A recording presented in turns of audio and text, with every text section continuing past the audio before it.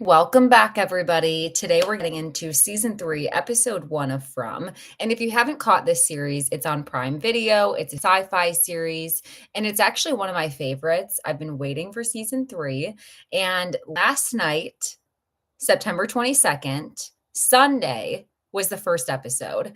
Now, if you have Prime and you're rushing to watch the episode, just know that you do have to have MGM Plus, the add-on, or at least I did on my account. So get the add-on, see if you need it first before you watch it. Some friends of mine were able to watch it without. Me personally, I had to spend the $6.99 so that I could watch the first episode. But without further ado, let's get into the first episode of season 3, the recap. So the episode starts with Tabitha waking up in the hospital, and the doctor is telling her that she fell on the side of a trail. And we find out that Tabitha is in Camden, Maine. Now, early on, I was wondering, what are you doing in Camden, Maine? Like, why are you there? But further on in the episode, that decision made a lot more sense, and we'll get into that as we go. But pay attention to the location. She's in Camden, Maine. Now, the doctor tells her that she was found without any identification, and the police are coming to speak with her because of her injuries and to get a report. This makes Tabitha pull out her IVs and decide to leave the hospital. I'm also wondering at this point, there was two theories that I was operating between. First of all, I was wondering if the mom had been sleeping in her bed this entire time and if she woke up once she was unalive in the town of From. What do we even call this place? Like, what are we calling this town? Is there a running name for it? Hellhole besides that? So I'm wondering if she was laying there in the hospital bed this entire time, and if when she woke up, she was lying there, or if Tabitha and every person who is in this town, if their body, their physical body, is removed from the real world, where they go to this alternate reality or this purgatory. At first, I was wondering why Tabitha would not check the hospital for her family members, because my first theory was all of them got into an accident. They've all been laying there, and she's the first person to wake up, and she needs to wake up her family members. But as I thought about it, she has the lunchbox. She has the bruises and scratches. She wasn't hiking with her family. I went back to episode 1 from season 1, and her husband were taking a cross-country drive. So it feels more likely that Tabitha left the hospital in a rush because her family members are in that alternate reality as well as their bodies. And we hear some confirmation of this when Tabitha calls her mother later on in the episode. So Tabitha leaves the hospital, and it's this big build-up moment where you're wondering, will she or won't she be able to get out of this hospital? They're like belaboring her getting into the elevator doors, but thus she makes it and she's out on the street. And who does she see when she walks out on the street? She sees the little boy in white, and he's smiling at her creepily and then waves at her. Now, I have a couple of theories on this little boy. One theory is that he could be Thomas. I don't know how this would make sense, but it could be Thomas.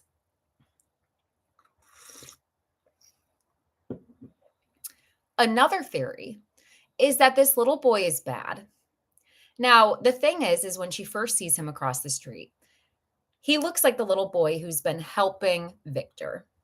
But as it zooms in on his face, he begins to look more like the little boy who pushed her out of the lighthouse. So I'm unsure of like who this little boy is. I also can't tell if he's good or if he's bad, because on one hand, the little boy has been helping Victor. On the other hand, when Tabitha spots him across the street, she walks across to confront him and be like, "What are you doing here?" And she's almost hit by a car. So it's kind of seeming like whenever you see the little boy in white, something bad happens immediately after. And that's not to say that he necessarily is bad, but at least bad things happen when he's present. They seem to. If you know if it's the same little boy who pushed Tabitha out of the house who was helping Victor, please put that in the chat or in the comments later when you're watching this video.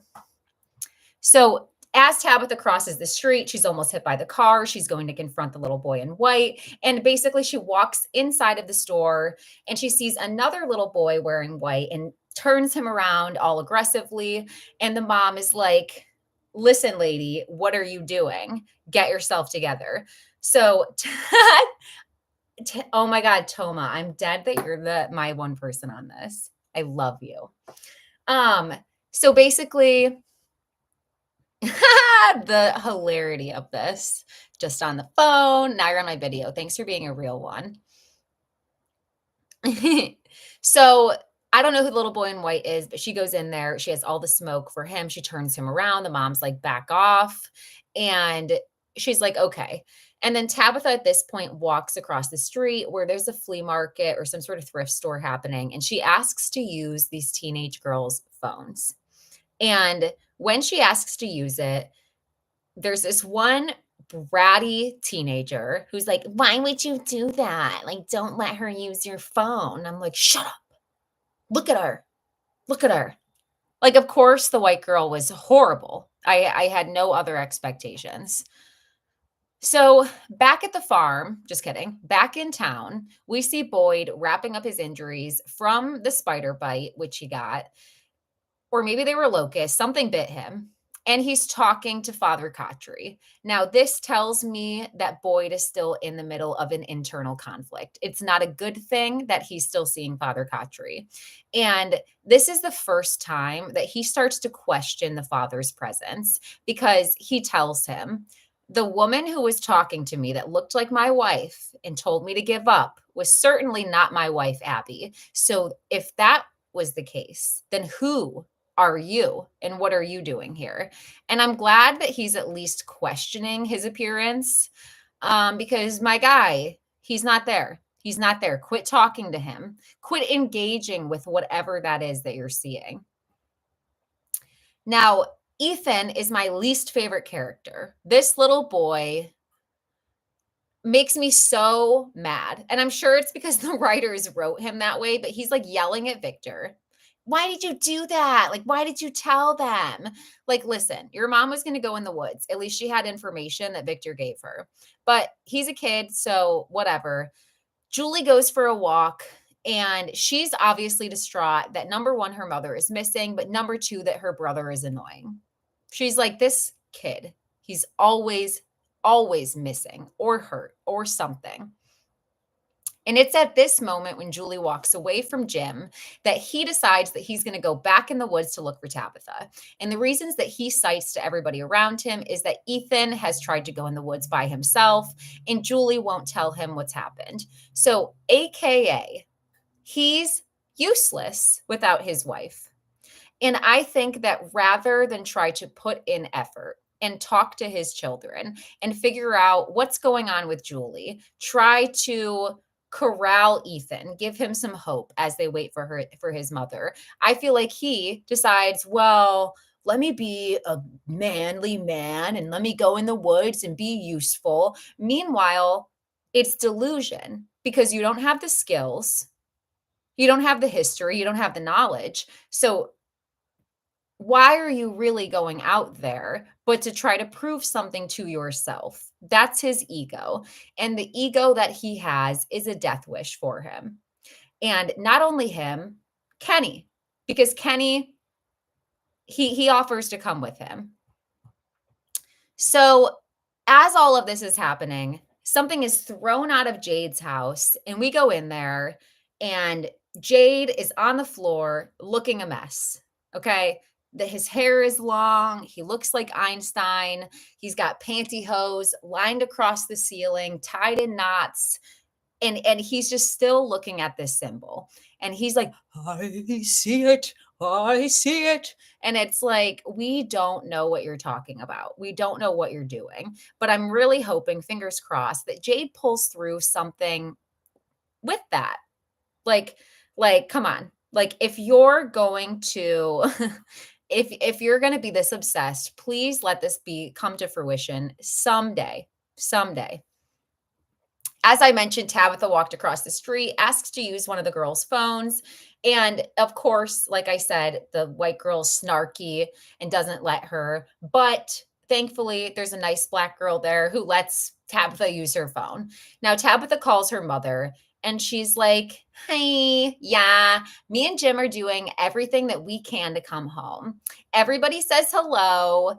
And her mom is like, "Tabitha, the police are looking for you. Everybody is looking for you. Don't hang up. Tell me what's happening." And then Tabitha promises that she's going to tell her mom everything, but she just wants her to know that she's okay. This irks me because can't we have a little realness in this show? Is that really the decision you would make? Is that really the news? Do you really need to act like Jim and Ethan are right there with you?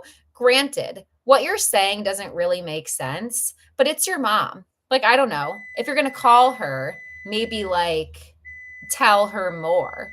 Of course my oven's going off. I I have baked potatoes. So, if you're watching this, give me 20 seconds.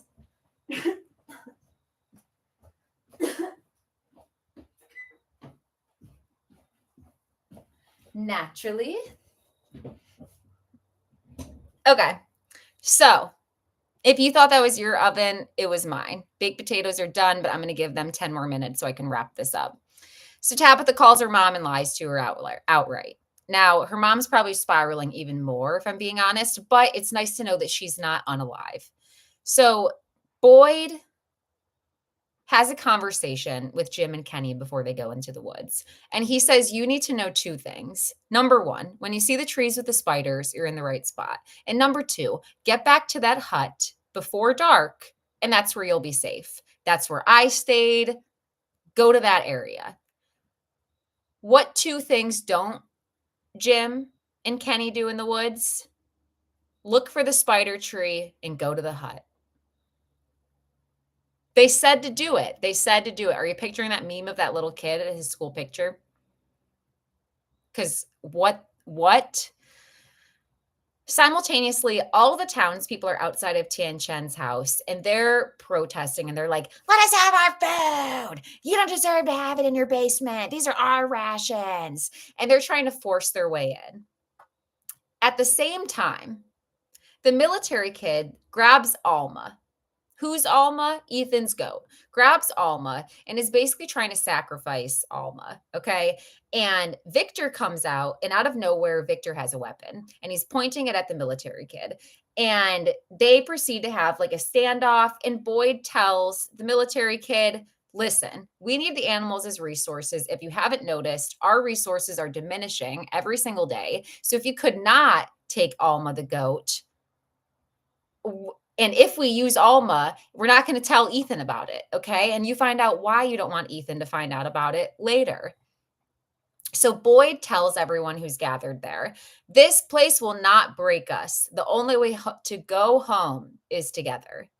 And this is an important line because they use this against Boyd at the end of the episode.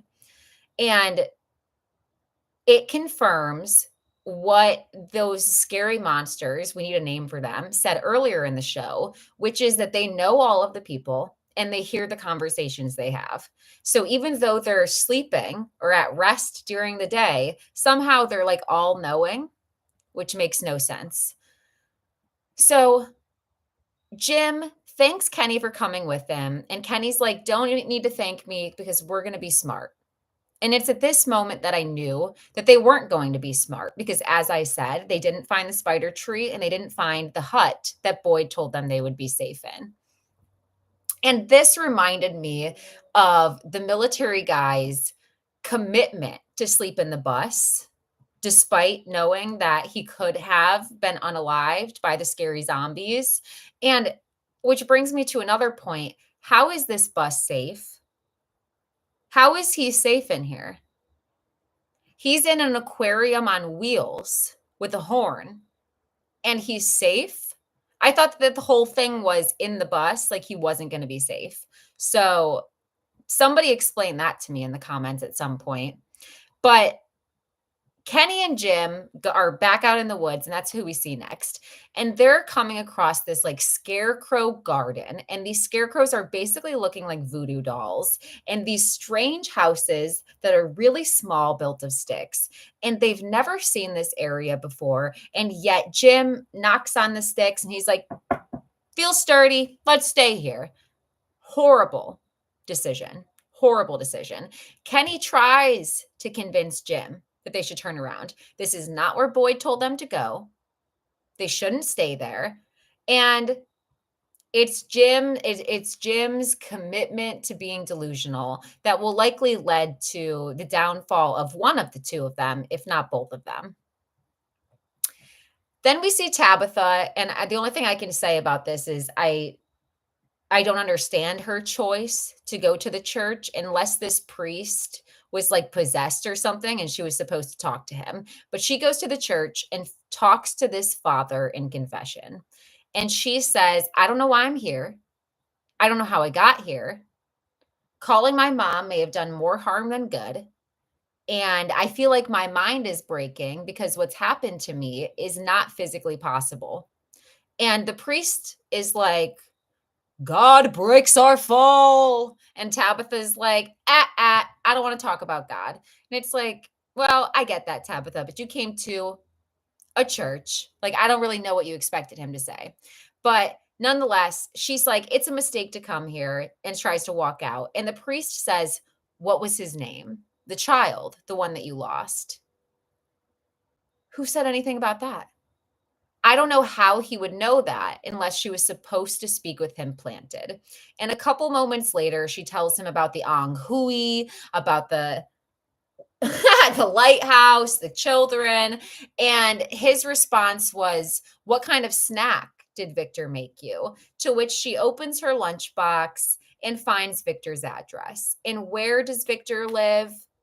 Going back to the beginning of this episode, Camden, Maine. Victor lives in Camden, Maine, which made me think that when they come out of this purgatory of sorts, that where they end up is less about where they were before they went there and more about what they're supposed to do next and who they're supposed to talk to, because she was clearly supposed to go find Victor's parents. So we see this random scene where the kid whose name we don't really know is having a dream. And the old lady is sitting next to him. And she's like, wow, do you see that? And then over walks this tall, like scary lady who's like squeezing his face to where it looks like his face might break. And then he wakes up. And I'm like, what is happening to you? What's your story? And because did he get bit by something? Was he one of the people who had their eyes rolled back a couple weeks ago? I don't know what's happening to him. Now, Tan Chan is talking to Donna and Boyd, and Donna and Boyd are arguing with each other about the state of their living conditions and the food shortage. And Tan Chan is the only one who actually has a plan. And she's like, we're going to do different crops. We're going to have different soil, and we're going to find a different place to plant things. That's what we're going to do. And this is why I hate this kid. In walks Ethan to ruin the conversation, because as soon as they start talking about the goats, and it's like unspoken what they're going to do with the goats, Ethan's like, ah, and walks out, and Boyd has to go comfort him, and he shuts down the whole meeting. Listen, Ethan, I get it, and you're valid in your feelings, but we were just about to figure out how we're going to save ourselves from, I don't know, not living. So Tabitha goes to Victor's. We're back where Tabitha is in Camden, Maine. She goes to Victor's and she sees this old man walking in with a case of beer, and he's all angry and worked up. He's like, I don't have time to talk to you. Don't talk to me. But I'm not in the mood. And Tabitha talks to him anyways. And basically, as this guy is looking at Tabitha, what he noticed is the lunchbox, because it's his son's lunchbox. And as he's staring at it and asking her where she got it, she makes that recognition as well and says, so you're Victor's father. And it's clear the two of them are going to have a conversation. What's unclear is if Victor's father will remember this place that they were once. And also, where is Victor's mother and his sister? Did they make it out? Because you would assume that they did. Now, Jim, back at Ang Hui Town, wherever Jim and Kenny are, he's coming to his senses. And he's like, you know what? We shouldn't have stayed here. You were probably right. This isn't the spider tree. I don't really feel safe. Let's head back at the first sign of daylight in the morning. Okay, sure. In the morning. So what do you want to do about the next 8 hours, Jim? Because they heard walking around, shuffling earlier. So they're clearly not in a safe space. So, okay, Jim, it's a little bit too late, but thank you for letting me know that now you wish you didn't do that. And back in town, it's now nightfall. And the monsters were clearly listening to them talk earlier about how their livestock was their last way to eat. They're trying to starve them out. They're trying to make these people miserable and mess with them and kill them off one by one, unalive them one by one. Sorry, YouTube. So the monsters are opening the door and letting out all the barn animals. And they know that Boyd is going to come out for these animals because, like I said, they hear these conversations and they know that the town needs them. And who's going to save them but Sheriff Boyd, who cares about everybody? So he goes out there and basically Jade helps him, which shocks me because, mind you, Jade was sobering up from his panty nylon catastrophe in his living room. And so he goes out and he's helping Boyd usher the cows back into the barn. And this is horrifying because the creepies are stalking them and walking slowly behind them. Like I said, this was a plan to lure them out there. And the military kid does one thing. I'll give him this one thing useful. And he honks the horn and turns on the bus lights and lets them know in the back, they're following you. But can you put your foot on the gas? If the engine works, plow through them. Plow through them.